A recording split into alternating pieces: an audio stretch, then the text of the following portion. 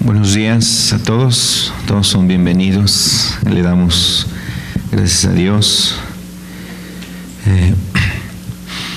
También queremos mandar saludo a los hermanos, amigos que están siguiendo esta transmisión. Agradecemos a Dios por cada uno de los hermanos, amigos que están constantemente con nosotros en esta enseñanza, en estas reuniones, y cada uno de los que también nos acompañan, pues agradecemos a Dios por sus vidas.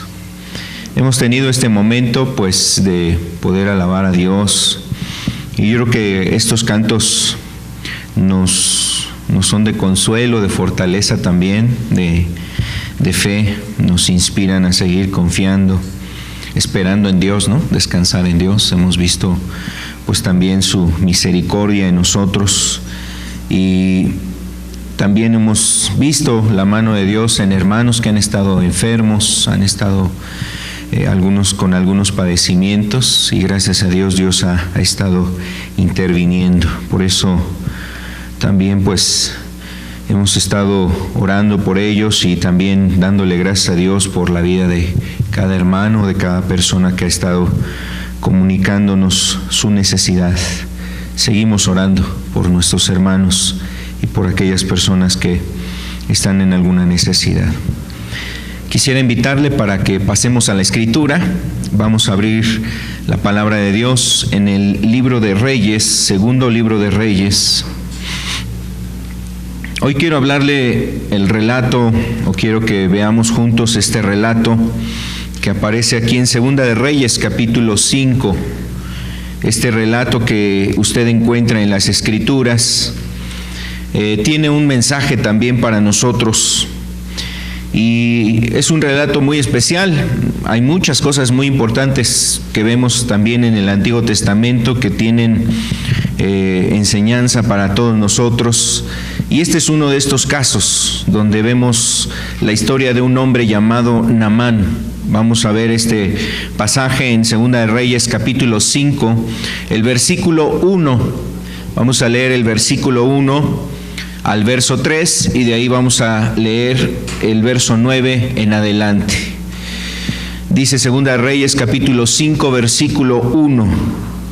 Naamán, general del ejército del rey de Siria, era varón grande delante de su señor, y lo tenía en alta estima, porque por medio de él había dado Jehová salvación a Siria.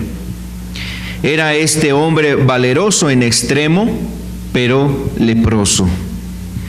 Y de Siria habían salido bandas armadas y habían llevado cautiva de la tierra de Israel a una muchacha, la cual servía a la mujer de Naamán. Esta dijo a su señora: si rogase mi señor al profeta que está en Samaria, él lo sanaría de su lepra.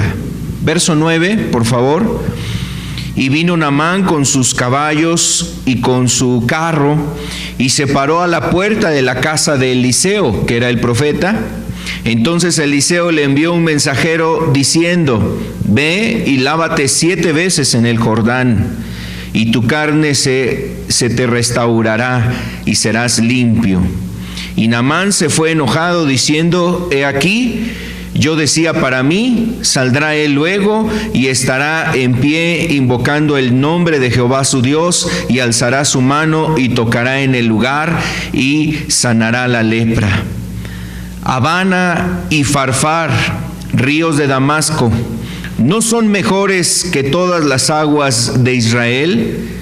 Si me lavare en ellos, ¿no seré también limpio? Y se volvió y se fue enojado. Mas sus criados se le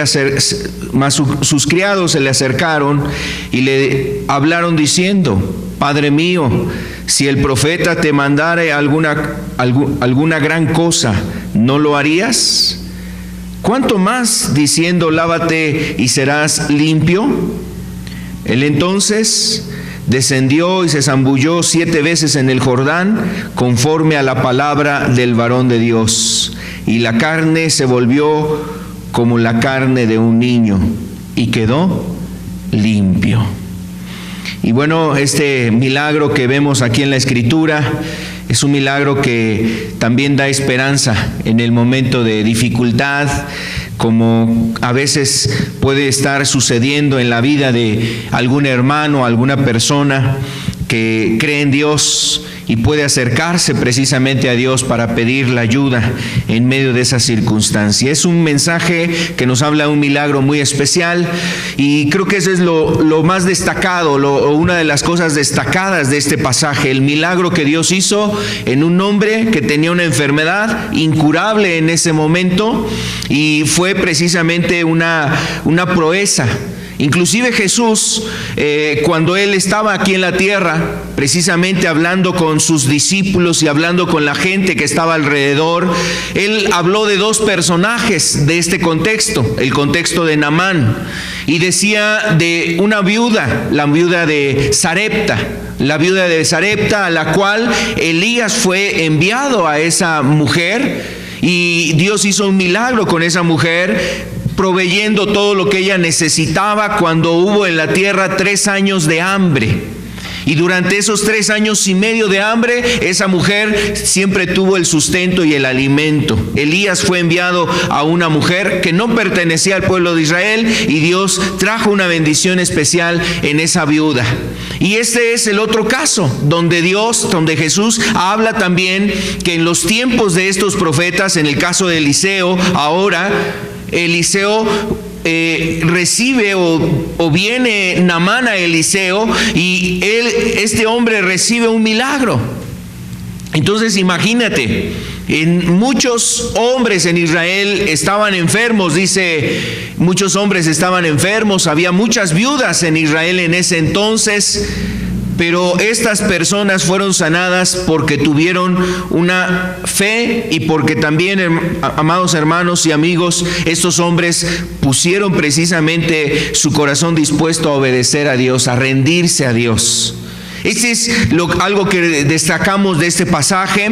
El día de hoy vamos a hablar de este pasaje porque también nos revela algo más, no solamente el milagro en sí de la sanidad, sino un trasfondo en el ámbito espiritual que pasó en la vida de Naamán. Seguramente un cambio no solamente de su cuerpo, de su carne, es decir, externamente. No solamente cambió en él su apariencia, no solamente fue sanado de esa enfermedad que estaba destruyendo su cuerpo, sino que también fue ayudado en su alma. Y esto es lo más importante precisamente de este pasaje que quisiera que juntos pudiéramos abordar. Pero vamos a hacer una oración y pidámosle a Dios que nos ayude para entender su palabra. Gracias, Señor. Queremos agradecerte en este día, Señor, que tú nos concedes con tu misericordia estar juntos, tanto los que estamos aquí como los que aún nos unimos en esta reunión, Señor amado, a través de abrir las Escrituras juntos, Señor. Orar a ti, Padre, en el lugar que nos encontramos. Señor, sabemos que tú eres un Dios verdadero y vivo, Señor, al cual invocamos, Señor, en el cual glorificamos tu nombre, Señor, al cual queremos servir, Señor, y buscarte con nuestro corazón. Pero Padre, también reconocemos nuestra necesidad de que, Señor, sigas hablando a nuestras vidas, Señor. Por eso pedimos en el nombre de tu amado Hijo que nos hables a través de este evento, Señor, que sucedió hace muchos años atrás, Señor, pero que es un evento real y que seguramente tiene una enseñanza para nosotros, Padre. Ayúdanos con tu Espíritu Santo, Señor, a comprender las palabras, las Escrituras, vidas, habla a nuestros corazones y que seas tú, Señor, glorificándote entre nosotros. Esto lo oramos en el nombre de tu amado Hijo Jesús. Amén y amén. Entonces, hablando de este personaje, Naamán, dice ahí la Escritura que era un general de uno de los ejércitos más fuertes en ese entonces, el ejército sirio, que para ese momento había ya hecho algunas batallas y algunas peleas con el pueblo de Israel. Inclusive le habían quitado tierras a Israel. Los sirios ya habían conquistado tierras que le pertenecían al pueblo de Israel. Y esas luchas que se habían dado, dice aquí también, que seguramente eran luchas con otros pueblos. Y Dios, a través de este general, le había dado grandes victorias a ese pueblo, a esa ciudad, a ese país, a esa nación siria, a través de este general. Como dice aquí el relato, este general era muy querido por el rey de Siria, era tenido en alta estima, dice. Era tenido en alta estima, dice que el general Naamán era un hombre valeroso. Y la palabra valeroso habla de una actitud, de una forma de actuar a la que no se intimidaba. Iba hacia adelante, o sea, buscaba alcanzar sus propósitos, sus objetivos. Era valeroso en extremo, no tenía miedo.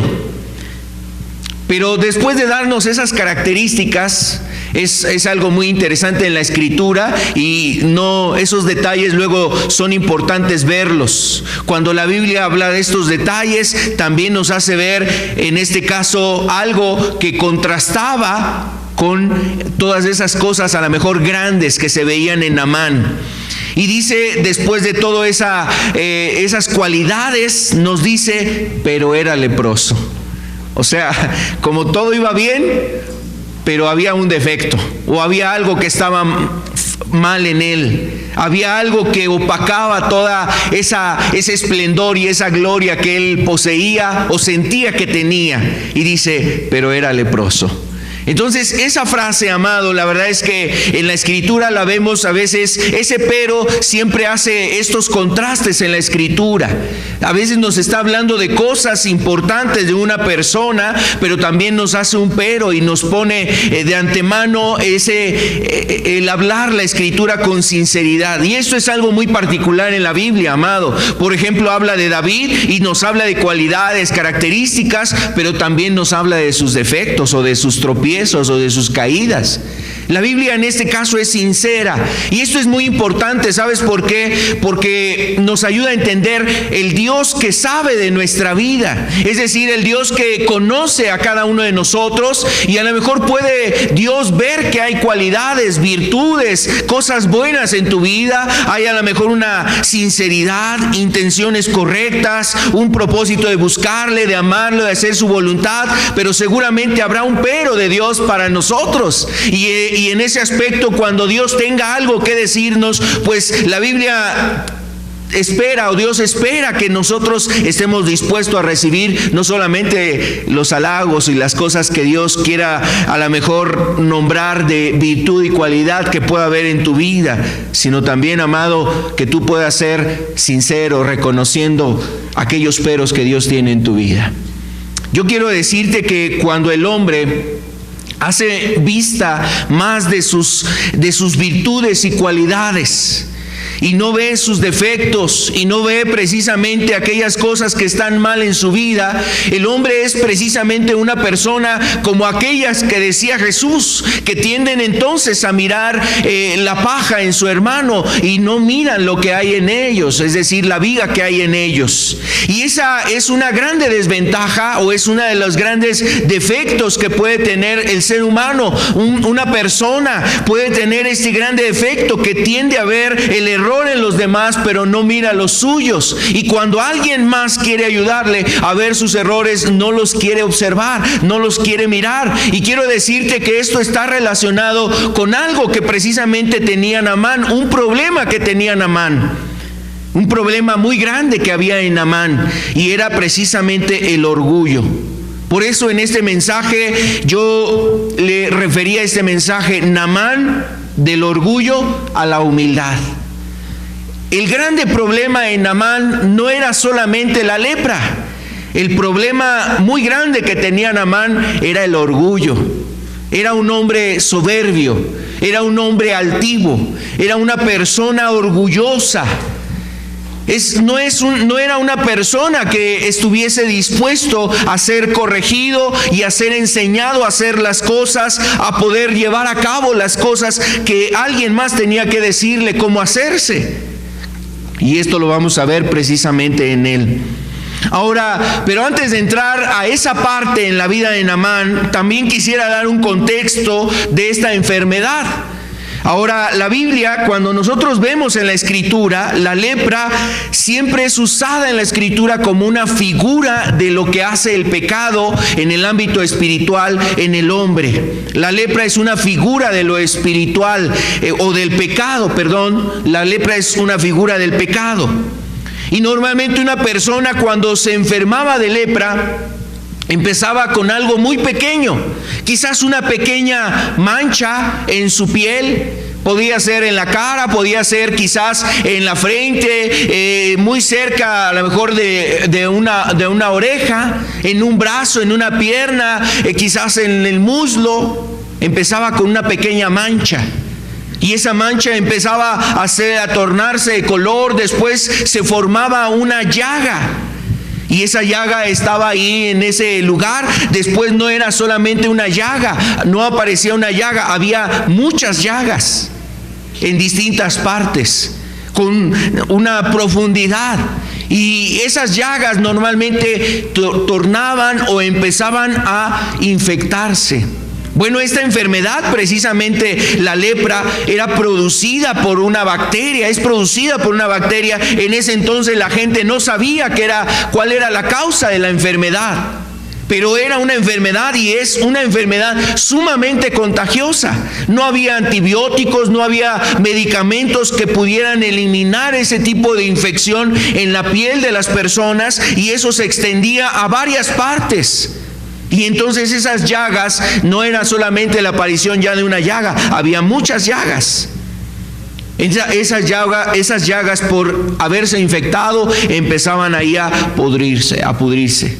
Estaban ahí realmente supurando, despidiendo ahí un olor fétido. Mucho dolor había al inicio de esas llagas. Pero conforme avanzaba eso, entonces se hacía otro fenómeno en el leproso. El leproso perdía el tacto, la sensibilidad en los sentidos, en el tacto, en la piel. Alguna región de la piel que estaba ya infectada por la lepra perdía el sentido del dolor, o sea, ya no tenía dolor. No había una insensibilidad. Y podía él golpearse, o podía él machucarse con una piedra, o lastimarse alguna parte de su cuerpo. Y si ese cuerpo ya había sido, esa parte de su cuerpo había sido alcanzada por esta enfermedad, él perdía el sentido, o sea, perdía el dolor. Y se lastimaban, se herían. Además de eso, después la enfermedad avanzaba en gran cantidad, que lograba ingresar a otras regiones del cuerpo, no solamente superficialmente, también llegaba a carcomer, por ejemplo, los cartílagos que se encontraban en el cuerpo. Normalmente afectaba la nariz o las orejas. En un sentido, las orejas se les caían a los leprosos. La nariz empezaba a caerse y se deformaba precisamente su rostro. El aspecto así visual también era de mucha impresión ver a un leproso. Normalmente los leprosos estaban cubiertos con muchos paños. Trataban de esconderse, que nadie los viera. Sentían una vergüenza de que alguien los viera. Parecían como si fuesen personas así, los veían como unos monstruos, y de alguna forma ese sentido, ellos tenían un sentido de vergüenza. Y normalmente, o el fin de todo leproso era la muerte. Ahora, estos aspectos que vemos en la lepra, eso habla precisamente de cómo es el pecado, es una figura del pecado. El pecado puede parecer así, aparecer con algo muy pequeño en tu vida, pero después eso pequeño se va extendiendo a grande parte de tu vida, de tu ser. No solamente es esa práctica, se contamina tu vida con otras cosas.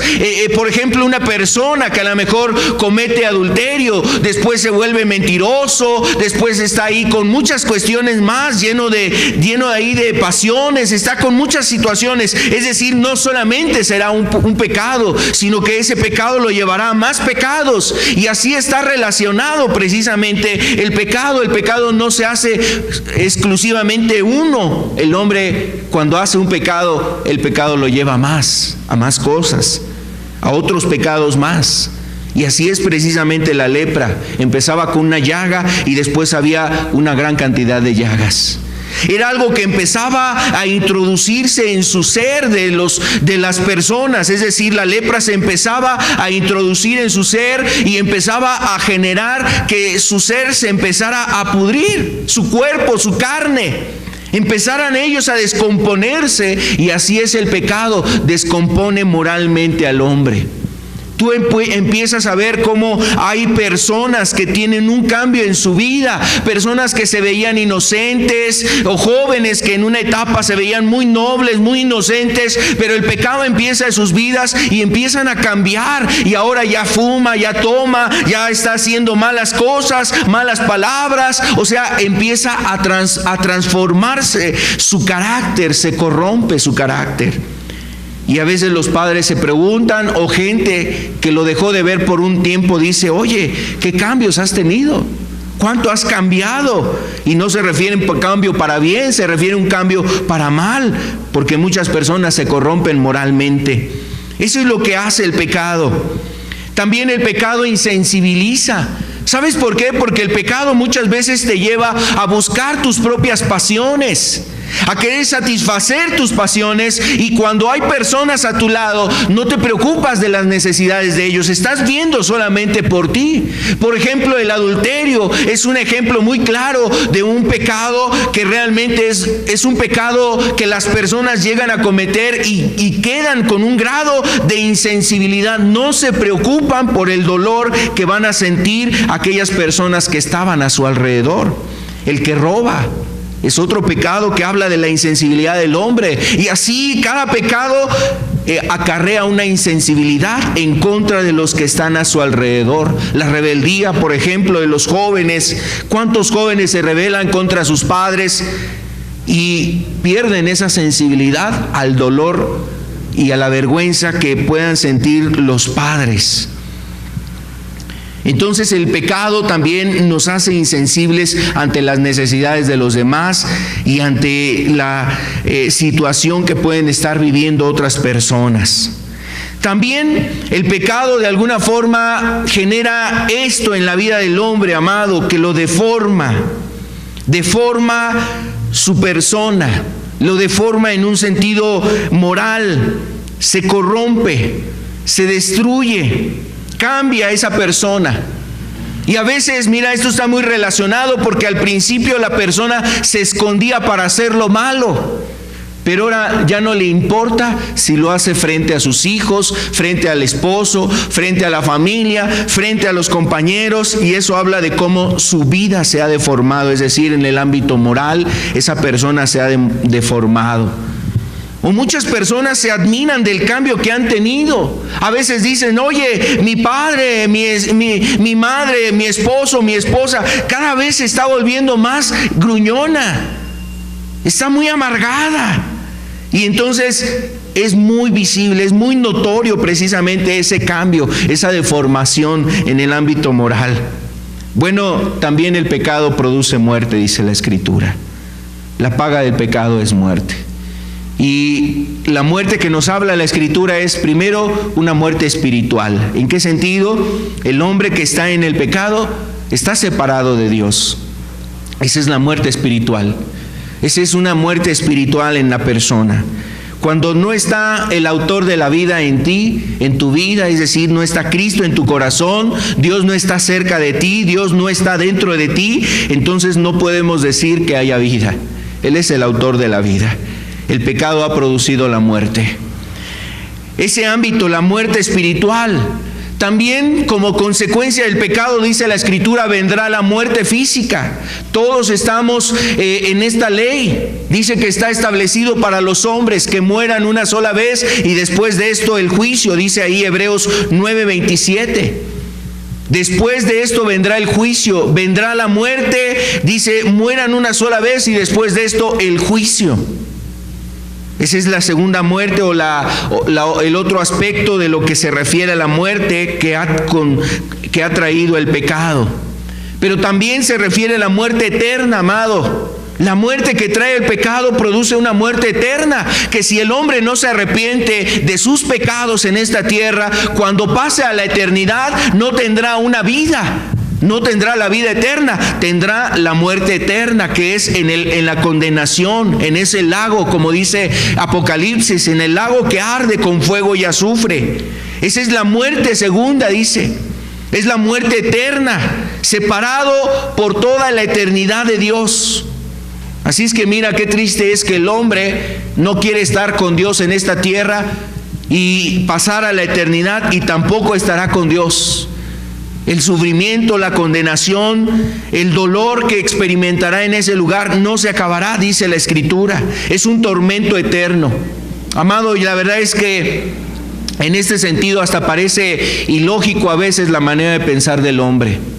Ilógico que el hombre quiera alcanzar o llegar a esa condición. Pero ¿sabes? Eso pasa porque el hombre ha sido cegado en su entendimiento. Es decir, el hombre no se da cuenta hacia dónde se dirige. Que Dios abra los ojos y el corazón, el entendimiento de aquellas personas que escuchan su palabra y puedan prepararse para encontrar la vida eterna. Así es que entonces esta enfermedad, la lepra, representaba precisamente muy bien lo que producía el pecado o lo que produce el pecado en el hombre. Y amado, nos dice de este personaje que podía tener muchas cualidades, virtudes, era un hombre que era tenido en grande estima, era un hombre sumamente virtuoso, valeroso, pero tenía esta enfermedad. Yo quiero decirte que es importante que nosotros veamos también este aspecto. La enfermedad que tenía Naamán estaba precisamente arraigada en el pecado del orgullo. Naamán, él tenía esta enfermedad en su cuerpo, pero esa enfermedad representaba el cómo estaba espiritualmente, el cómo él se encontraba en su interior, su corazón. Y seguramente Naamán no era el único pecado que tenía, el orgullo, pero era el pecado raíz de los demás pecados. Es decir, este pecado, el orgullo, es un pecado raíz. ¿Qué quiere decir eso? Eso quiere decir que, por ejemplo, así como un árbol, a veces la gente dice, este árbol ya está muy grande, este árbol no me gusta, vamos a cortarlo, vamos a darle forma, y entonces la persona empieza a podar las ramas, a quitar las ramas de esos árboles, los empieza a hacer más chaparritos, les da forma, la forma que le agrada. O a veces dicen, ya no quiero este árbol, vamos a cortarlo. Y a veces la gente dice, lo vamos a cortar, y lo corta casi a ras de tierra. Lo corta ahí a ras de tierra. Pero si no saca la raíz o no se quita la raíz, en un tiempo ese árbol nuevamente vuelve a surgir. Amado, eso significan los pecados raíz. Y este pecado del orgullo es un pecado raíz. Es decir, de ese pecado van a salir otras ramas, otros pecados más. Y el problema que tenía Naamán era precisamente su orgullo. De ahí procedían otras cosas más terribles. Cuando este hombre estaba en necesidad, la lepra, y escuchó que allá en Israel había un profeta que lo podía ayudar, él quiso acercarse a ese profeta para pedir el favor de Dios a través del profeta y recibiera un milagro en su vida. Pero sabes, Dios tuvo que tratar primeramente con su ser, con su persona, con su alma, para poder recibir el milagro. Y así es Dios, amado. A veces hay situaciones en nuestras vidas con las cuales Dios trata también nuestros corazones. Hay circunstancias que tú puedes estar viviendo, pero no es en sí la circunstancia lo más grande o lo más trágico en tu vida. Lo digo con todo respeto y no procurando ser insensible al dolor que tú puedas experimentar si has perdido a un familiar, si te encuentras en un estado de salud muy crítico, si te encuentras en una situación familiar muy desesperante. O sea, sin ser insensible a eso, mira, hay algo más grande detrás de todas esas cosas, y esa situación está en tu corazón, está en tu alma, y eso es lo que no veía Naamán. Naamán solamente se veía las llagas, Naamán solamente percibía lo de afuera, pero no veía lo que había en su ser, en su espíritu, en su alma, en su interior. Y ese es el problema en el hombre, amado. El hombre no alcanza a mirar lo que hay en su alma, solamente se está fijando en lo que hay a su alrededor. Si hay enfermedad, si hay tristeza, si hay dolor, si perdió esto, si perdió el trabajo, si ha perdido un familiar, si ha perdido a personas cercanas, si se encuentra a lo mejor en una circunstancia muy difícil, y no alcanza a mirar lo que hay en su ser, en su espíritu, en su alma. Amado, este hombre Naamán necesitaba mirar no solamente su enfermedad, ya se había dado cuenta de su enfermedad. Él necesitaba mirar lo que había más profundo en su ser, y es ahí a donde Dios lo conduce. Para poder ser ayudado, Dios primero lo condujo a mirar lo que hay en su interior. Y eso es lo que él tenía que aprender.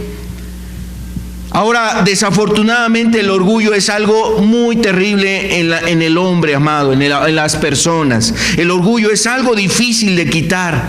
Solamente Dios puede venir a convencer a una persona que es orgullosa.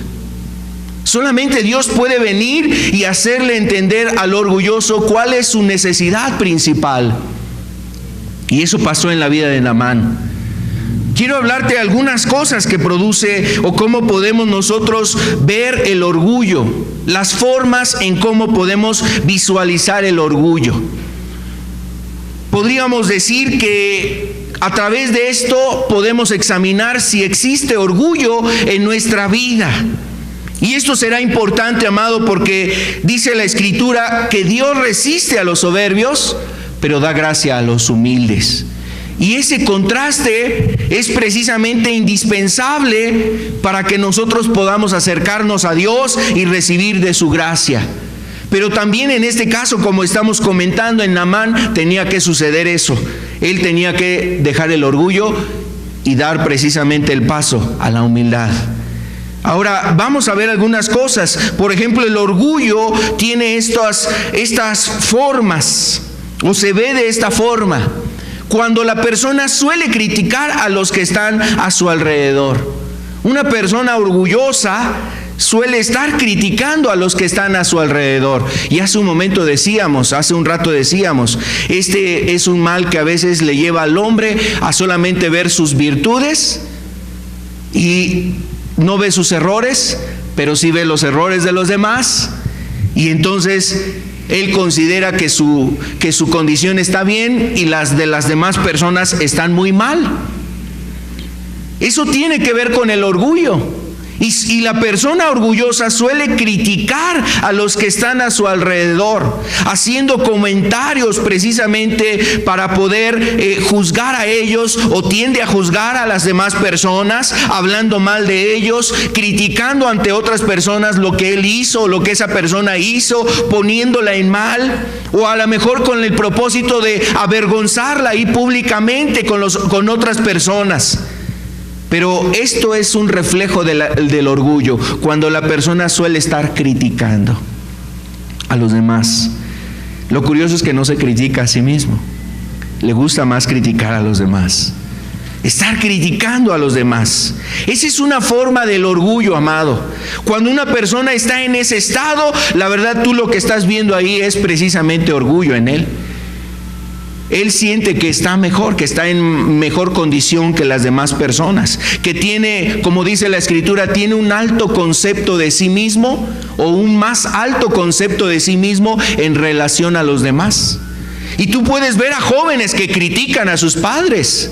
Jóvenes que están ahí haciendo mofa y burla y criticando errores o fallas o alguna desventaja, alguna situación que no se pudo dar en sus padres, sus estudios, alcanzar un mejor trabajo o alcanzar objetivos, propósitos en su vida, y suelen estar criticando. O personas que suelen estar minimizando a otras personas por su condición, por su apariencia, por el aspecto de su piel, por el color, por sus estudios. Y lo hacen precisamente esas críticas en base precisamente a este pecado, amado, al orgullo. Entonces, amado, una persona orgullosa va a estar criticando a los demás.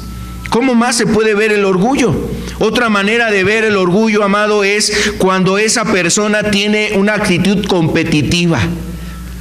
Y no quiero, no lo confundamos. No me refiero a una persona que tiene una actitud de sobresalir y de salir adelante, de esforzarse, de hacer bien las cosas. No, estoy hablando de una actitud competitiva, o busca ser competitivo, busca hacer bien las cosas para sobresalir a los otros por el renombre que él quiere tener o por el halago que quiere recibir. Porque las personas digan de él lo que hizo, lo que alcanzó, el cómo vive, lo que hace, lo que lleva a cabo.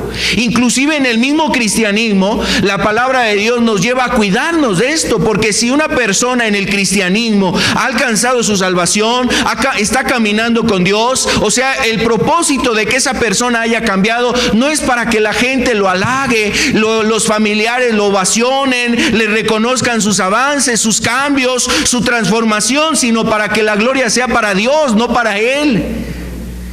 Amado, y mira, Jesús nos decía, pues tengan cuidado cuando hablen bien de ustedes. Ten cuidado. Lo hablaba en un contexto donde a lo mejor has perdido la dirección y te estás haciendo amigo de gente mala, pero también quizás puede ser en este contexto donde la persona ahora está haciendo las cosas solamente para quedar bien con los demás y para que los demás lo reconozcan. Yo quiero ser más que tú. Esa actitud competitiva. Inclusive la Escritura dice, nos exhorta a los creyentes, les dice, bueno, no hagáis nada por competencia, no lo hagáis por contienda, por querer ser el mejor. Hazlo realmente porque es el llamado de Dios, en un espíritu de humildad, en amor. Aquella persona que lo busca hacer, yo soy más que tú, yo tengo más que tú. En sus objetivos es eso. El propósito de sobresalir en lo que está haciendo es para sentirse más que los demás. Cuando hago esto, entonces las personas van a darse cuenta que yo valgo. Es como aquellas personas que a veces realmente quieren competir hasta por un teléfono, ¿no? Sale el teléfono nuevo y se lo compran, no importa que gaste mucho dinero en eso. ¿Por qué? Porque hay una competición en ser el que tiene el mejor teléfono. Con los compañeros de trabajo, ahí en la oficina, con los primos, con los familiares, y así hay una actitud competitiva, hasta en el vestirse, hasta en el arreglarse, hasta a lo mejor en usar ciertas ropas o comprarse ciertos vehículos, carros. Hay una actitud competitiva y parece que el mundo mira a eso, nos encausa y nos quiere llevar a eso. El Buen Fin, ¿no? Por ejemplo, es un ejemplo de estas cuestiones. Todo lo que se da en eso, una actitud competitiva. Después las pantallas están ahí empeñadas porque la gente ya no tiene para pagarlas. Pero ese día salía bien contento con su pantalla que ni cabía en el carrito, ni en su carro, no cabía ni en su carro. Pero en una actitud competitiva. Yo me compré. Yo pude comprarme esta pantalla de tal dimensión. Amado, mira, eso habla del orgullo. Y muchas veces en la publicidad y en los medios de comunicación quieren mover el orgullo del hombre, de la mujer, no solamente del hombre, estoy hablando en términos generales. Amado, cuando nosotros queremos que los otros sean como yo, Yo quiero que los demás sean como yo. ¿Sabes eso de qué habla? Del orgullo. Que otras personas sean como tú, quieren que a las cosas sean hechas como tú, que vivan como tú, que hablen como tú, que se peinen como tú, que vivan como tú. Eso habla del orgullo de una persona. Yo soy así porque yo estoy en lo correcto, yo vivo de la manera correcta. Eso habla de orgullo, el orgullo que sienten muchas personas de sí mismos. Y muchos a veces están dentro de las iglesias, como aquel hombre, por ejemplo. Jesús hablaba de un hombre muy cercano supuestamente a las cosas de Dios. Era un fariseo que se acercó al templo y oró, y oraba dentro de sí, dice, y oraba para sí mismo. Y su oración era: Señor, yo te doy muchas gracias porque no soy como los otros hombres pecadores, yo no soy como los publicanos, yo no soy como esas personas, yo doy diezmo de todo lo que gano. Señor, tú sabes cómo es mi vida. Y se daba sus baños de pureza. Pero dice que su oración era para sí mismo. Era solamente un reconocimiento de su propia condición y de su propia manera de verse, del orgullo que él sentía de sí mismo. Amado, realmente pues lo más especial en un creyente es cuando ese halago viene del Señor, viene como una palabra de Dios a tu vida. No porque tú te lo des, no porque tú lo busques, no porque tú estés buscando esas cosas.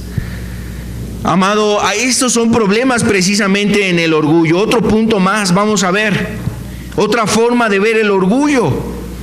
Cuando a la persona le cuesta trabajo decir perdón. Cuando cuesta decir perdón, eso habla del orgullo.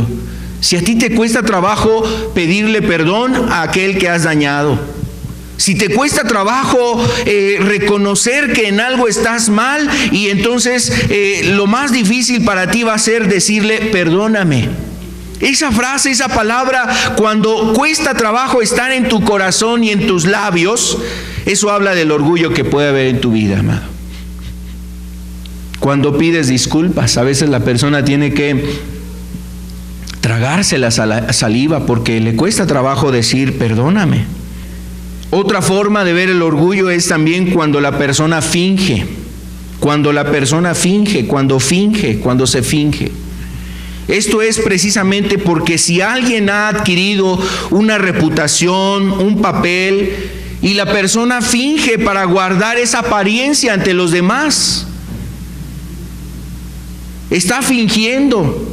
Finge, por ejemplo, en el trabajo, de que es un buen hombre, un buen esposo, un buen padre de familia, un buen trabajador, no lo sé. Finge, pero saliendo de ese lugar hace cosas indebidas, o a lo mejor hasta está ahí robando dentro del mismo trabajo. O en la casa finge ser un buen marido, es un esposo responsable, una mujer que es responsable, está fingiendo ante los demás que es una buena persona, pero ya fuera de ese ámbito, entonces se cambia, se transforma, es diferente, está en lo indebido, está ahí oculto, haciendo precisamente cosas malas. Se finge. Cuando está con los padres, finge ser un buen hijo, pero lejos de ellos está siendo una persona realmente contraria. Y sabes, esto es de las cosas que más destruye. El orgullo destruye mucho la relación entre personas. Nos destruye mucho. Lastima mucho el orgullo.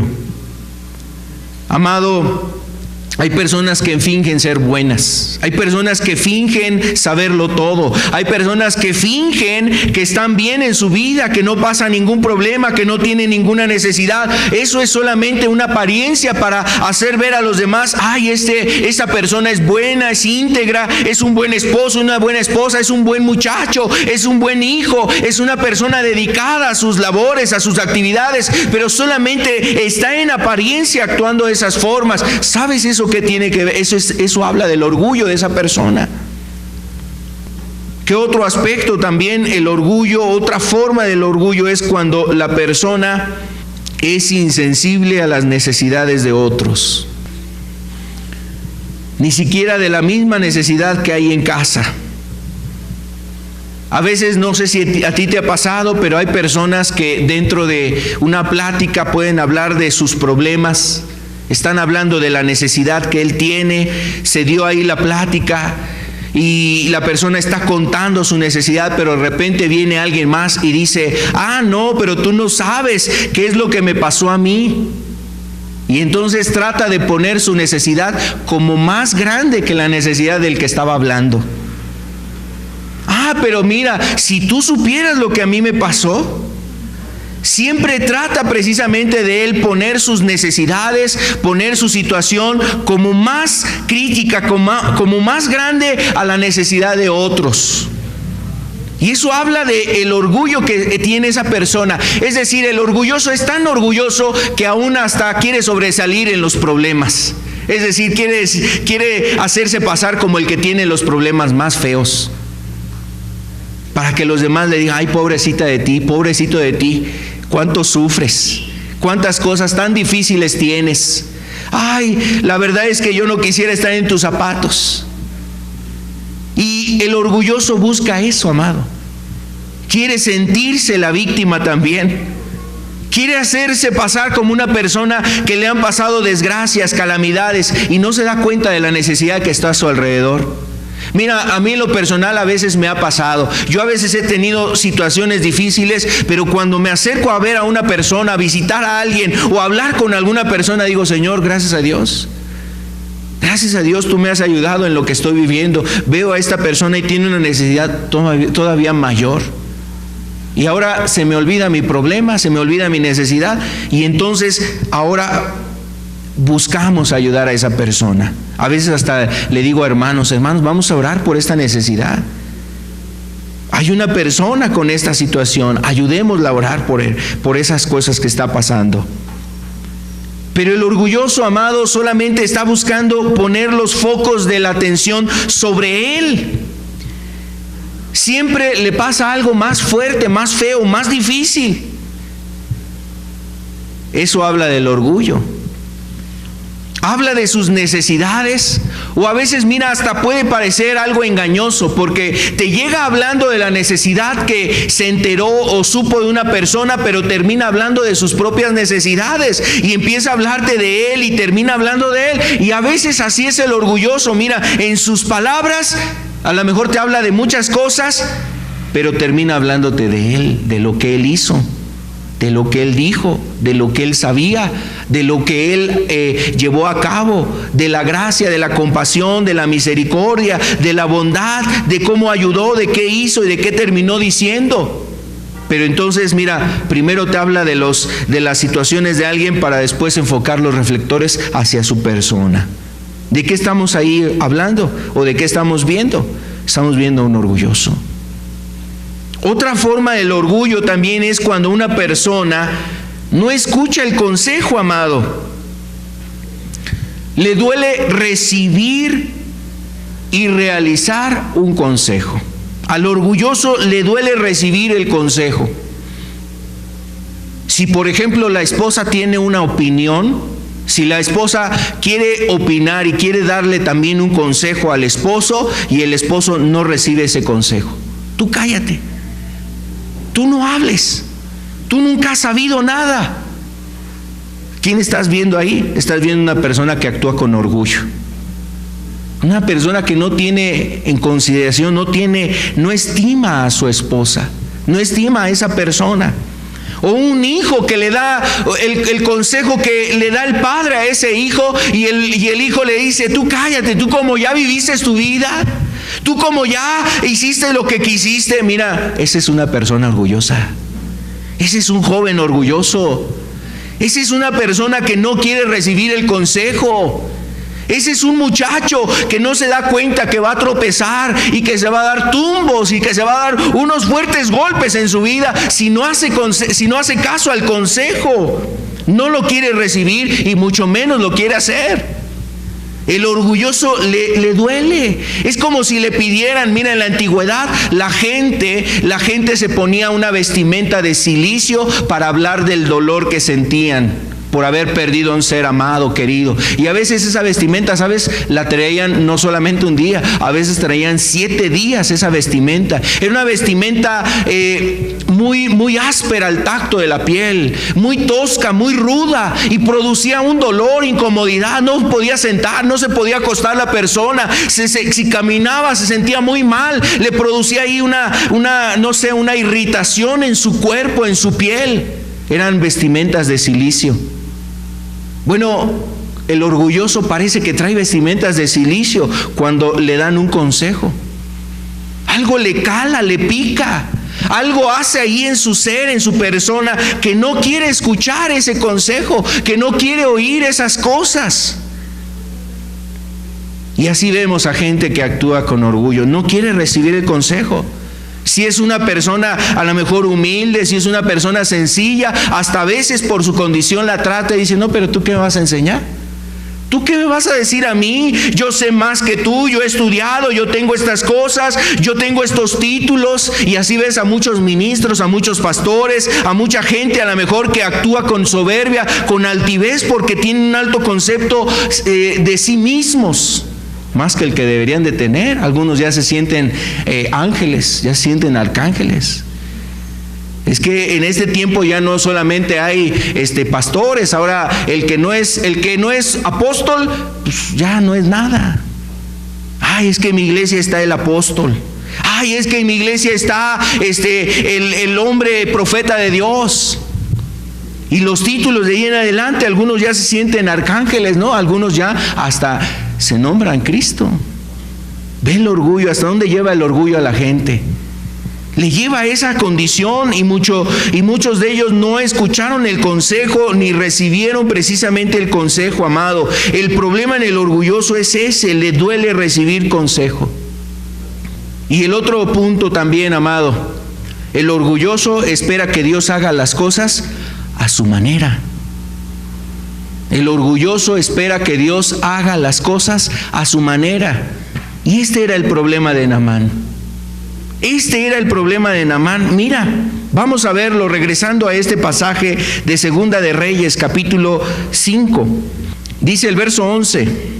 Dice: y Naamán se fue enojado, diciendo: he aquí, yo decía para mí, saldrá él luego, y estando en pie, invocará el nombre de Jehová su Dios, y alzará su mano, y tocará el lugar, y sanará la lepra. O sea, Naamán llega pues con mucha gala, llega con muchos honores, llega con muchas cosas ahí, con una expectación muy grande. Dice que llega primero a ver al rey, a encontrarse con el rey.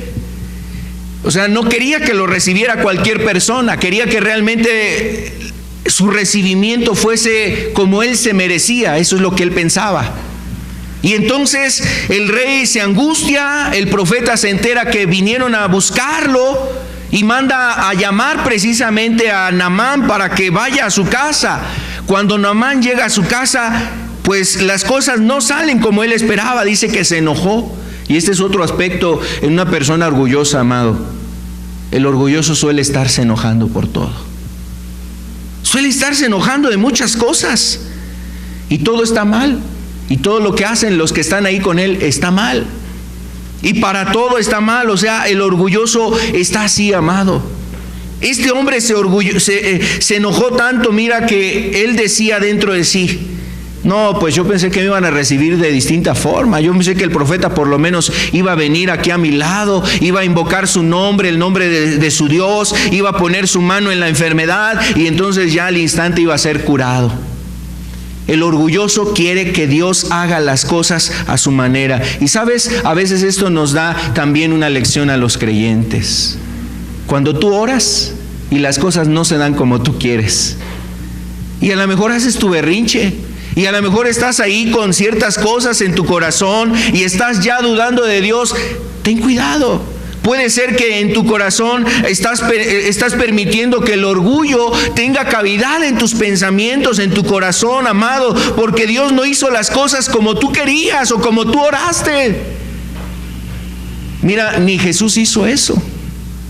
Jesús dijo: Padre mío, si es posible, pasa de mí esta copa, pero no sea mi voluntad, sino la tuya. Y ahora que vemos a gente que ora: Señor, dame este carro, Señor, dame esta casa. Y sobre todo en la prosperidad. Había ahí un gurú de la prosperidad, un líder de la prosperidad, de ese movimiento perverso, que decía: Señor, pues si las calles de oro están allá en el cielo, el mar de cristal está allá en el cielo, ¿para qué lo quiero allá? Señor, yo lo quiero aquí. ¿Eso de qué habla? Del orgullo de esa gente. Querían las cosas a su manera, y de esa manera estaban orando para que Dios les diera riquezas aquí en la tierra. Es un engaño, es una condición tremenda la de una persona orgullosa. Gente que está esperando que sus oraciones sean contestadas al pie de la letra. Señor, ¿tomaste nota de lo que te pedí? Señor, ¿tomaste nota, referencia de todo lo que te pedí, por favor? Porque lo quiero y te lo pido en el nombre de Jesús. A veces la gente se acerca así a Dios. Yo quiero decirte, las personas no se dan cuenta a quién están orando, a quién están hablando. La gente no se da cuenta con quién está hablando. A veces piensan que Dios es un medio, que Dios es un medio para alcanzar su fin. Su fin puede ser que los sane, que les ayude en el problema que tienen. Su fin es que los problemas se vayan de su vida. Su fin es que sean ricos en esta tierra. Su fin es que les vaya bien en este mundo, que sean las personas más felices, que tengan muchas cosas, que haya riqueza, salud, prosperidad, que estén llenos de muchas cosas, de muchas cuestiones aquí. Se ponen a mirar esas cuestiones. O sea, Dios solamente es un medio para ellos y Dios no es el fin. Pero para un cristiano verdadero, Dios es su fin. O sea, Dios es su objetivo, es lo más importante, es su propósito, es su razón de vivir, es lo que más desea, lo que más busca, lo que más anhela. Por eso cuando ora, busca orar conforme a su voluntad. Sí, es cierto, si un cristiano está pasando una enfermedad, un problema, una situación difícil, le pedirá al Señor: Señor, mira, me siento angustiado por esto, ten compasión de mí. Lo pide con humildad, no lo exige, no lo declara ni lo decreta, ¿no? Eso no está en la Escritura. Eso más bien habla de la actitud altiva, orgullosa de muchas personas. Con toda humildad el creyente pide las cosas y dice: Señor, si es conforme a tu voluntad. Sabe decir: Señor, si este es tu propósito, si este es tu deseo. Señor, yo sé que tú nos has dejado promesas y estas promesas las pongo delante de ti. Para ti no es difícil sanar, para ti no es difícil proveer, abrir las ventanas de los cielos, suplir necesidades, hacer que tu nombre resplandezca y brille en esta tierra. Y el cristiano estará orando conforme a su voluntad, es decir, a la voluntad de Dios, conforme al propósito de Dios, y entonces Dios se agradará de glorificar su nombre en oraciones de corazones humildes. Porque dice la Escritura que Dios da gracia al humilde, Dios salva al humilde, Dios ayuda al necesitado, Dios ayuda a aquella persona que está en necesidad. Pero este era el problema de Naamán, el orgullo. Naamán quería que Dios hubiese hecho las cosas a su manera. Y mira, su orgullo se explaya más, porque después en el verso 11 dice: Abnar, dice Abaná y Farfar, ríos de Damasco, ¿no son mejores que las aguas de Israel? Si me lavare en ellos, ¿no seré también limpio? Se volvió y se fue enojado. Y bueno, ¿sabes qué estaba diciendo Naamán? Naamán veía el Jordán y lo veía como un río sin gracia, un río, la verdad, que tenía mucha agua revolcada, a lo mejor mucha agua sucia. Y por eso decía: pues si allá en mi tierra hay mejores ríos que las aguas que hay aquí en Israel, ¿por qué me mandó a bañarme en este río? Y aquí es donde empieza el trato de Dios para Naamán, amado. Es decir, todo esto que estamos viendo era el trato de Dios para Naamán, para doblegar ese orgullo. Lo mandó a lavarse, dice el verso 10. Entonces Eliseo le dijo, le envió un mensajero diciendo: ve y lávate 7 veces en el Jordán, y tu carne se restaurará y serás limpio. Entonces aquí vemos algo muy importante. Eliseo no salió a recibirlo, le envió un mensajero, y era un trato precisamente para su orgullo, el orgullo de Naamán. Además le dice: lávate no una vez, 7 veces. No te metas nada más una vez a bañarte, báñate 7 veces en el río. Era un río seguramente no muy caudaloso, es decir, no con mucha agua, más bien. Era un río que seguramente pues el aspecto no era muy agradable. Y la palabra Jordán quiere decir el que desciende. El que desciende. En un sentido, Dios le estaba diciendo a Naamán: bájate de tus alturas, bájate de esa posición en la que tú estás, humíllate. No una vez, 7 veces te tienes que humillar ahí en el Jordán. Y eso fue lo que no le agradó a Naamán. Eso chocó en su vida. Decíamos hace un rato que el orgulloso no recibe el consejo, no lo escucha y no lo recibe. Entonces, ¿qué acontece ahí, amado? Dios estaba tratando precisamente con el orgullo de Naamán, y es que este es el remedio, amado. El único remedio para el orgullo es la humildad. Vamos a la siguiente. La humildad es el remedio para el orgullo. La humildad es el remedio para el orgullo. Si tú quieres encontrar la ayuda de Dios y la gracia de Dios, necesitas acercarte con humildad a Dios. Y esto es lo que Dios hizo con Naamán. Tienes que dar pasos de humildad. Ahora tienes que dar pasos de humildad. Y esos pasos se dirigen a descender. O sea, tenía que ir hacia el Jordán, al que desciende.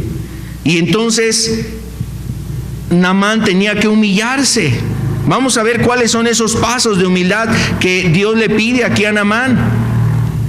Primero, Naamán tenía que renunciar al orgullo. Por eso, si quería ser sanado, si él quería ser sanado, entonces tenía que obedecer la indicación. Lávate no una vez, lávate 7 veces. Le dijo a través del mensajero: ve y lávate 7 veces en el Jordán, y tu carne será restaurada. Y tu carne se te restaurará. Entonces Naamán tenía ahí un llamado al arrepentimiento, amado. Tenía que renunciar a su orgullo. Y como lo leíamos hace un instante, leíamos el verso 11 y el verso 12. Él se sintió tan mal que dijo: pero ¿por qué no lo hizo de esta manera? Yo pensé que iba a venir el profeta, se iba a parar aquí a mi lado, iba a invocar el nombre de su Dios, iba a tocar el lugar de la herida, de la llaga, y entonces iba a ser sanado. Abana y Farfar, esos ríos de Damasco, ¿no son mejores que estas aguas? Si me lavara allá, ¿no seré limpio también? Como renegando, aún hasta con rebeldía. Pues si lo hago de esta manera, pues a lo mejor también quedo curado. Y mira, eso nos habla de que así es el orgulloso. A veces está buscando atajos, otras vías, otros caminos para lograr su propósito. Pero cuando Dios te habla algo, no lo vas a poder alcanzar si no haces la voluntad de Dios, amado. Si tú no haces el consejo que Dios te ha pedido, lo que Dios te ha establecido, lo que Dios te ha anunciado, tú no lo vas a poder alcanzar. En tus fuerzas no son las cosas, a tu manera no son las cosas, en lo que tú quieres hacer, en tu voluntad, en tu capricho, en tus propias expectativas, a tus propios propósitos, no son las cosas. Es en la voluntad de Dios, es en lo que Él te dirige. Y amado, Dios quería que Naamán entendiera esto. Tienes que someterte a mi palabra. Él tenía que someterse a la palabra de Dios. Así es que vemos aquí, Dios, el primer paso que tenía que dar de humildad Naamán era arrepentirse, renunciar al orgullo. Tenía que bajar de su carro, dejar ese carro ahí y entonces bajarse de ese carro para dirigirse hacia el Jordán. ¿Eso qué implicaba? En el arrepentimiento implica, amado, reconocer tu condición y la vergüenza en la que tú estás. Reconocer tu condición. Mira, Naamán cuando bajó del carro se dirige hacia ese río y entonces empieza a quitarse su ropa. ¿Qué estaría pasando ahí, amado? Estaba siendo exhibida su vergüenza. La causa de su vergüenza, su pecado, no solamente la enfermedad, sino que en el sentido de la Escritura, cuando una persona está desnuda es un motivo de vergüenza, es decir, es un sentido de vergüenza. El hombre debe sentir vergüenza y así el hombre tiene que reconocer su condición, que está mal delante de Dios, y obviamente tiene que sentir vergüenza de sus pecados. Tiene que sentir vergüenza de lo que ha hecho. ¿Y qué persona no se siente avergonzada de lo que ha hecho? Aquella persona que es insensible, aquel que está endurecida, aquel que es orgulloso, aquel que no tiene en su corazón un corazón de carne, sino que tiene una roca. Es el que no siente vergüenza. Es el que no siente ahí aún temor de Dios de lo que ha hecho. Amado, Naamán tenía que reconocer su condición y darse cuenta de su vergüenza. Imagínate, los siervos lo vieron, los soldados que seguramente lo acompañaban, todo ese séquito que estaba ahí con él, seguramente vieron su vergüenza, vieron que era un hombre sí, valeroso, que el rey le había dado muchos honores, era un hombre valeroso, virtuoso, era un hombre que había alcanzado muchas victorias para Siria, pero ahí lo veían con su vergüenza. Allí estaba lleno de su vergüenza. Y amado, así es el hombre. Necesitas tú reconocer tu estado espiritual. ¿Cómo está tu estado espiritual? ¿Quién va a aplaudir los pecados que has cometido? ¿Quién te va a dar una medalla, un mérito por las cosas que tú has hecho? ¿Quién puede decir que debes de sentirte orgulloso de esas cosas que tú has cometido? ¿Sabes quién te va a decir eso? Solamente el diablo. El diablo es el único que puede a lo mejor decirte que has hecho bien, que eres la mejor persona, que eres un destacado, que eres el sobresaliente. Solamente procede de ahí, amado. Pero realmente una persona que tema a Dios, una persona inclusive que busque a Dios y tenga un juicio sensato, no podrá halagar los pecados que el hombre ha cometido. Así es que, amado, el hombre debe sentirse avergonzado de sus actos. Y esto es lo que sucedía en Naamán. Otro paso de humildad que dio ahí Naamán era ese cambio de mentalidad que él tenía que tener. El cambio de mentalidad que él tenía que tener para llevar a cabo lo que Dios le pedía. Y aquí fue ayudado por sus criados. Mira lo que dice aquí el verso 13. Ya se había enojado tanto que quería regresarse Naamán, ¿no? Dice, y se volvió al final del verso 12, y se volvió y se fue enojado. Mira, prodigiosamente Dios en su misericordia le envió criados sabios. Fueron un instrumento ahí los criados. Fueron un instrumento de Dios para hacerle entender y entrar en razón a este orgulloso. Mas sus criados se le acercaron y le hablaron diciendo, fíjate cómo le dicen, hasta con sagacidad y sabiduría: Padre mío, si el profeta te mandara alguna cosa, alguna gran cosa, ¿no la harías? ¿Cuánto más diciéndote, lávate y serás limpio? Yo creo que Naamán era de aquellos hombres que se hacía una convocación en el reino. A ver, ¿quién va a hacer esta grande conquista? ¿Quién va a pelear por esa ciudad y conquistarla? Y Naamán era el que levantaba las manos. A ver, ¿quién va a poder vencer a este enemigo? Y Naamán levantaba la mano. A ver, ¿quién es el hombre que tiene tal conocimiento en estas cosas? Y Naamán levantaba la mano. Y los sabios, viendo que este hombre le gustaba sobresalir y hacer grandes cosas, por ahí es como le hablan a este hombre: Señor, mire, si el pedido hubiera sido, haz esta grande proeza, seguramente que usted hubiera levantado la mano y se hubiera ido a hacerlo. Ahora, pues le ha pedido una cosa sencilla. Y ¿sabes esto que nos hace recordar? Lo que dice Juan: los mandamientos de Dios no son gravosos. No son gravosos. El problema no está en los mandamientos de Dios. Los mandamientos de Dios no son mandamientos que sean difíciles de cumplir. El problema está en el corazón del hombre. El hombre no los quiere hacer. Los mandamientos de Dios no son difíciles. ¿Cuánto más si le ha dicho, lávese y será limpio? Y solamente por escuchar esa frase, este hombre cambió precisamente ahí su actitud y dice que entonces descendió y se zambulló, dice ahí en el verso 14, 7 veces.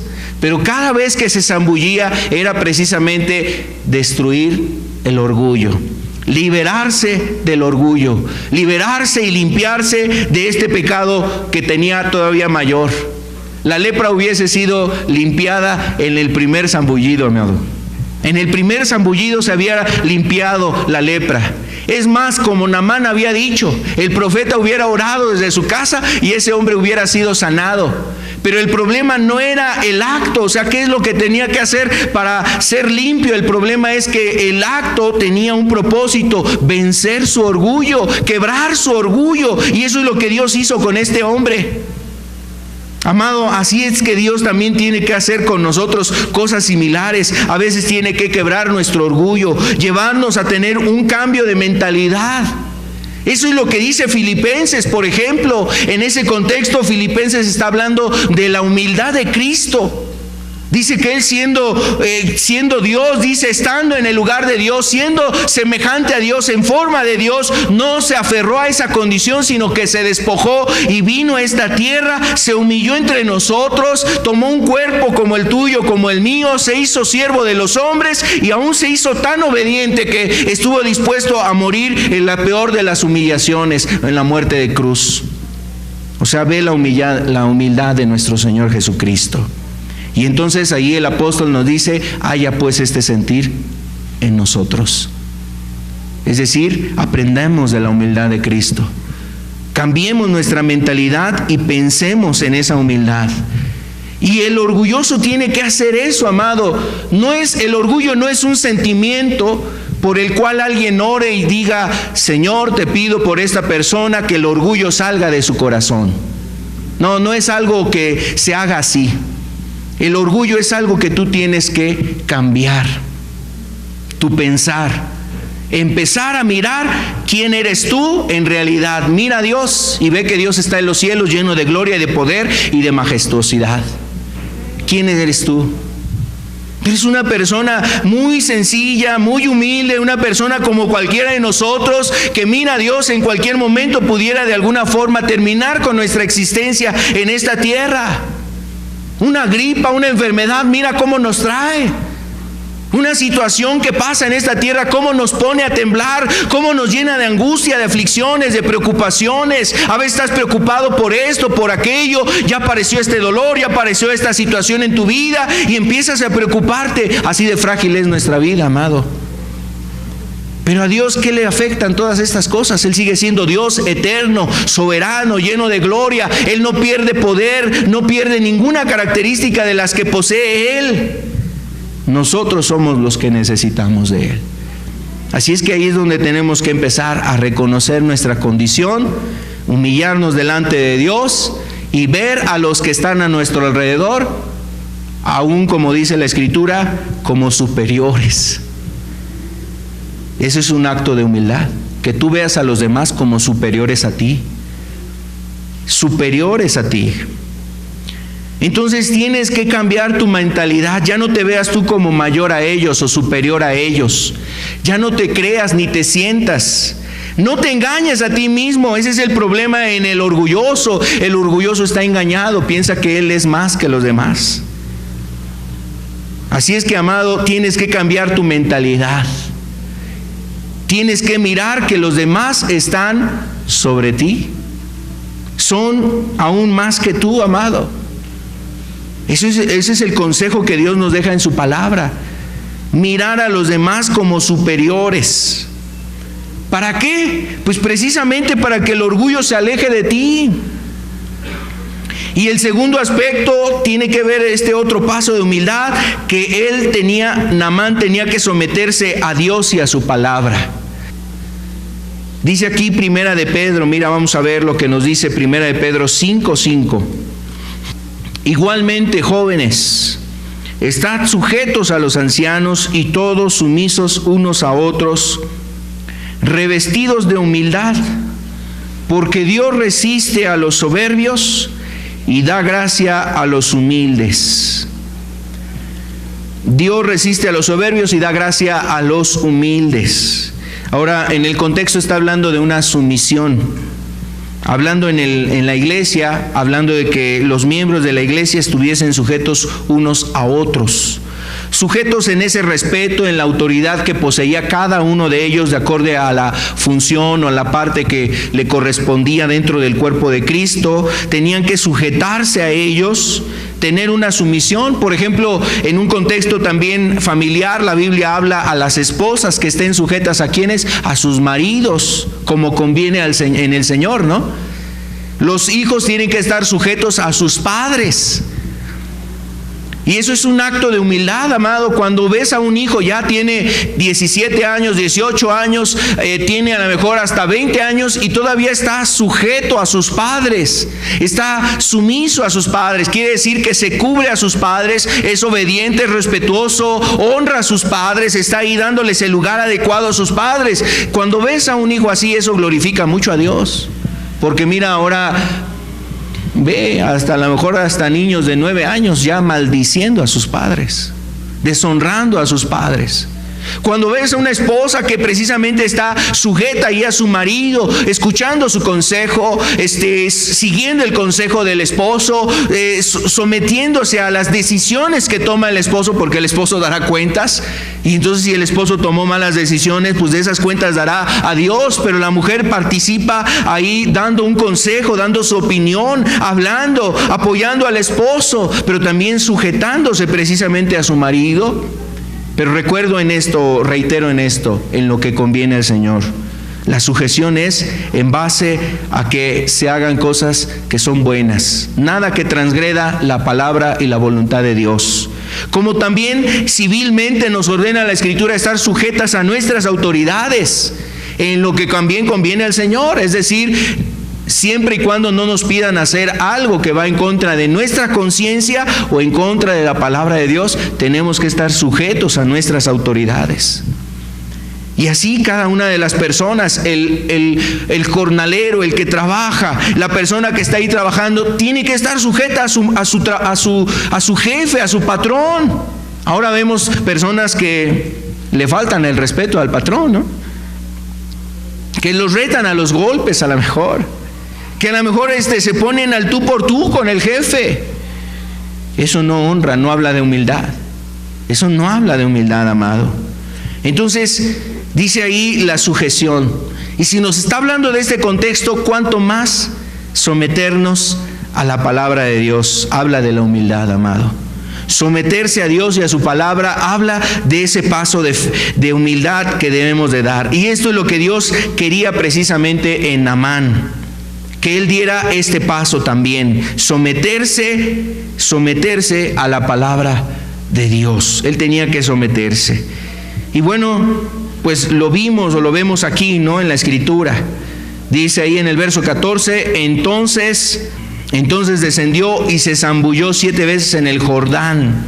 Aquí vemos cómo Naamán se sometió a la palabra de Dios, conforme a la palabra del varón de Dios. Es decir, no es que haya obedecido al profeta porque él era el de la autoridad, sino que representaba a Dios en esta tierra, ese profeta Eliseo, y él obedeció la palabra de Dios. ¿Y qué dice el verso, la siguiente parte de este verso? Y su carne se volvió como la carne de un niño y quedó limpio. Eso quiere decir que se cumplió el milagro. Él tenía como propósito ser curado, pero también tenía Dios otro propósito: tratar su orgullo y doblegar su orgullo, que ese orgullo fuera quitado de su corazón. Es decir, que Naamán no solamente fue sanado de su enfermedad, también Naamán fue ayudado y restaurado en su alma. Cuando aquí la Escritura habla de que su piel se volvió como niño, como la de un niño, esto nos recuerda precisamente lo que Jesús habló en Juan 3, hablando con un hombre llamado Nicodemo, le decía: si no nacieres de nuevo, no podrás ver el reino de Dios. Y amado, esto parece que es lo que se cumplió en la vida de Naamán. Dice, al decir que su piel se convirtió en la piel de un niño, fue no solamente exteriormente, sino que aún en su interior, su ser, su alma fue restaurada. Y mira qué hermoso, o sea, ya estaba lejos el orgullo de este hombre. Logró liberarse del orgullo Naamán, y al liberarse del orgullo fue restaurada su alma. Quedó limpio, dice ahí. Quedó limpio. Yo creo que Dios no solamente lo veía por fuera limpio. Los criados veían cómo su piel se había restaurado, estaban maravillados, estaban llenos ahí de asombro al ver la transformación de ese hombre en su cuerpo, es decir, su piel estaba totalmente diferente. Pero Dios veía aún el cambio y la transformación que había en su alma. Yo quiero decirte que eso es lo que Dios quiere ver también en nosotros, que nuestra alma esté limpia, que nuestra vida esté limpia. Después de esto, bueno, dice el relato que Naamán tomó una decisión de honrar y glorificar al Dios de Israel. No iba a ofrecer sacrificio a ninguna divinidad de los sirios. A ningún Dios de este mundo le iba a ofrecer sacrificio, sino solamente al Dios verdadero, al Dios de Israel, al Dios que había hecho precisamente este milagro. Eso, ¿sabes de qué habla? Habla de esa conversión, de esa transformación en la vida de Naamán. Es decir, que cuando se fue el orgullo, no solamente se fue el orgullo, se fueron todos los pecados que había en él. Todos los pecados que había en él se fueron. Y eso es lo que hace Dios, amado, cuando nosotros nos rendimos a Él. Así es que eso es lo que debemos de hacer. Tomemos ejemplo en la vida de Naamán y liberémonos del orgullo, amado. Sometámonos a Dios, a su palabra. Aún liberémonos de ese pensamiento de orgullo. Más bien busquemos el seguir el ejemplo de Cristo. Eso es lo que nos enseña también Jesús en los evangelios. Aprended de mí, que soy manso y humilde. Y en Filipenses nos dice a nosotros que haya pues este sentir en nosotros, el sentir que hubo en Cristo, sentir de humildad, un sentir de servicio, de amor, de paciencia. Eso es precisamente lo que Dios busca. Vamos a terminar aquí. Quiero invitarle a que nos pongamos de pie y vamos a terminar con una oración. Oh Señor, gracias te damos por lo que nos habla tu palabra.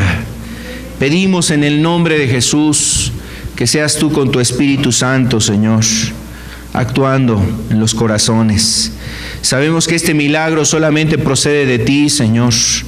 Pedimos que sea tu palabra viva, eficaz, que nos ayude a liberarnos del orgullo, Señor. Que todo orgullo, Señor, se aparte, Señor, de cada uno de los que te buscan, Señor. De aquellos que quieren hacer tu voluntad, de aquellos que han estado en el pecado. Hoy sea el día, Señor, de liberación también en sus corazones, en sus mentes, Señor. Que sea renovada esa mente, Señor, por la palabra, Señor. Que venga tu Espíritu Santo a ayudar a esos corazones. Ven, Señor, con tu verdad, Señor, a resplandecer en las vidas de aquellos que oyen hoy tu palabra. Señor, pedimos que esa limpieza venga a nuestro ser, Señor, a nuestra alma. Limpia, Señor, los corazones. Limpia, Señor, nuestras vidas. Queremos que el milagro de salvación se dé en aquellos que no lo han tenido, que no han alcanzado la salvación. Hoy abre la puerta para que ellos se entren, Señor. Que se rindan a ti, Señor. Que entreguen su ser a ti, Señor. Lo pedimos en el nombre de Jesús. Dios les bendiga. Estamos para servirles. Buena tarde.